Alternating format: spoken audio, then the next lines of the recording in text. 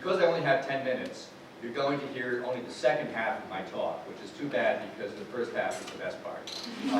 I talked about the differences versus disparities. I talked about the definition and conceptualization of health and how we sort people into categories and all those things. Fortunately, Jennifer talked about a little bit of that, so I'm going to just cut to my chase here, okay? So there is this official definition of health disparities, which is differences in health status among population groups. But of course, there are going to be, oh, this is the long version, so I'm going to have to skip ahead, sorry. Okay, that's good. Okay, here we go. So we've heard a lot about social determinants of health. And the fact is that people's health is going to be a lot different long before they see the doctor. Okay, so we've heard that. But I'm not going to talk about that today. I'm going to talk about what happens once people actually do get to the doctor. Now, it does matter. You're going to have differential outcomes even if the doctors do everything right, because people will have more comorbidity, smoking and drinking problems, their diet isn't as good, it's harder for them to adhere to treatment. It's very hard to overcome all that. So you can't necessarily blame disparities in care for all the disparities in outcomes. And this is going to play out differently for different people depending on the particular conditions of their community. The other thing is, of course, that a lot of disparities that are said to be healthcare disparities are really disparities in access. So people have lower rates of getting screening and things like that. It may be because, not because the doctors aren't taking care of them, but because they're never seeing a doctor in the first place. And I just want to point out that the Kenyan Muslim Socialist Death Panel Act has helped with this. The uninsured rate back in before the act was much higher for Latinos and African Americans than for white people, and those disparities have now been reduced. They still exist, but they're considerably less. If we had Medicaid expansion in all 50 states, it would be even a greater reduction. So that helps, but it still exists. So people don't necessarily get to the clinic. All right, so what do we mean by disparities once people do get to the doctor? Well, when I used to go around in Boston and talk about this, a very common thing that physicians would say to me is, I don't discriminate, I treat everybody the same. So first question, do they really? Well, we've heard from Jennifer and others that it's not necessarily true.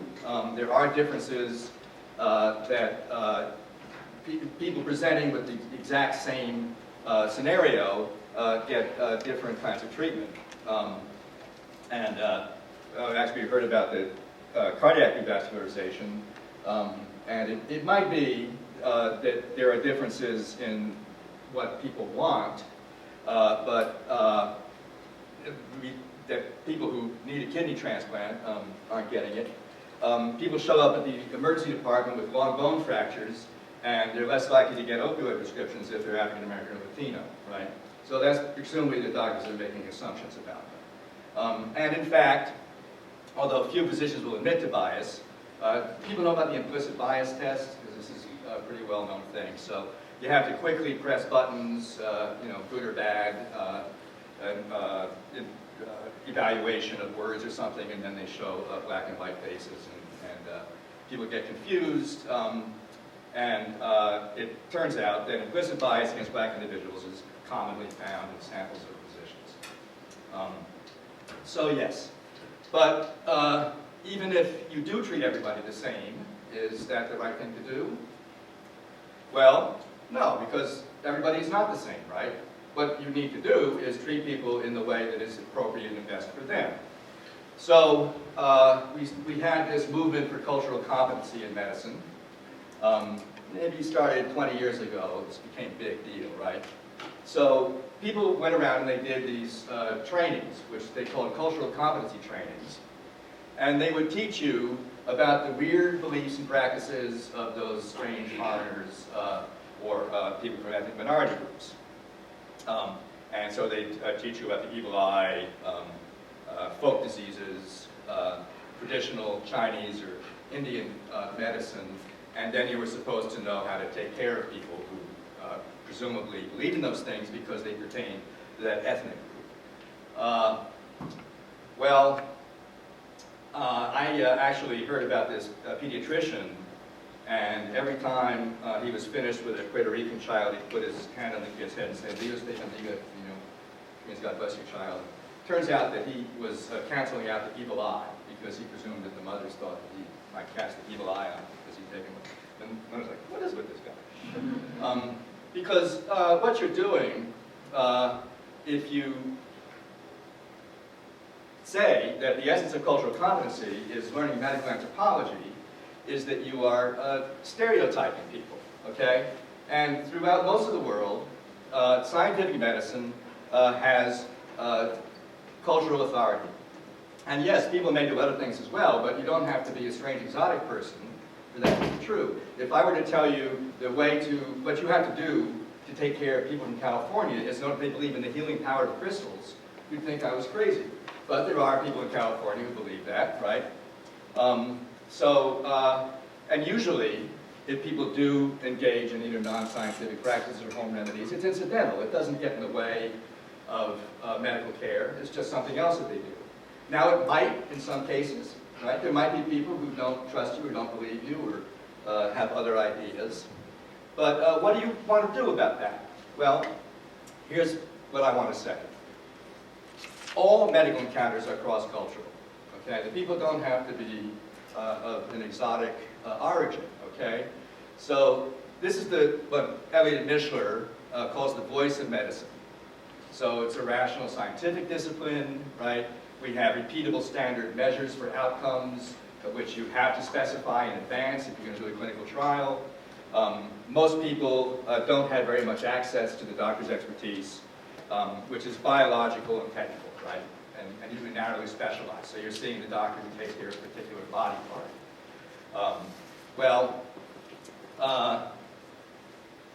What is health, right? People have different ideas about that. They value different things. And what is important for you to be able to do functionally depends on what your social roles are, what's important for you to do in your life. We've said this many times, but when patients and doctors get together, they usually don't take time to figure out what each other's goals are and where they might be the same or different, and how to negotiate that. Another frame for the same idea is the disease versus illness frame. So this in technical terms in medical sociology. So disease, everybody who has a disease has the same thing. So there might be millions of people in the world who have a particular disease.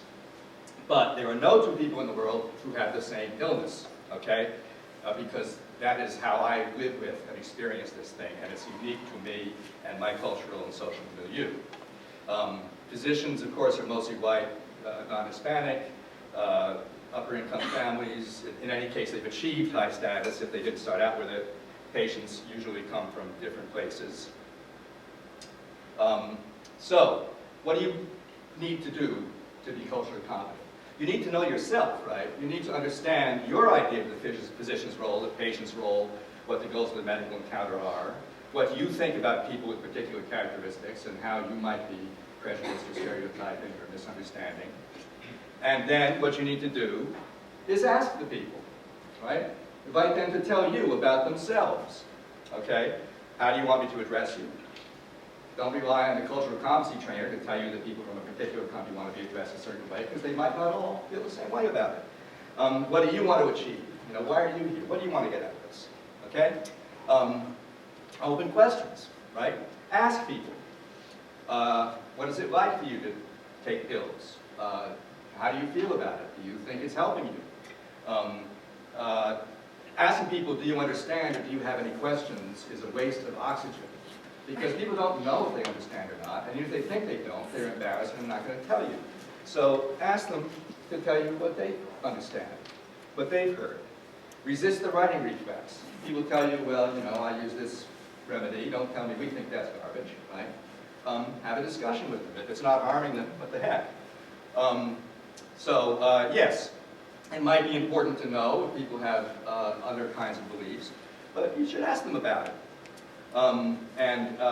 These are some good questions you can ask. And so finally, the path to equity in clinical practice is actually the path to good communication with every patient, right? You should be this way with everybody. Know your preconceptions and lose them. Ask people to tell you what they think and what matters to them with open questions. Listen to what they say and build collaboration. So that's what I got to say.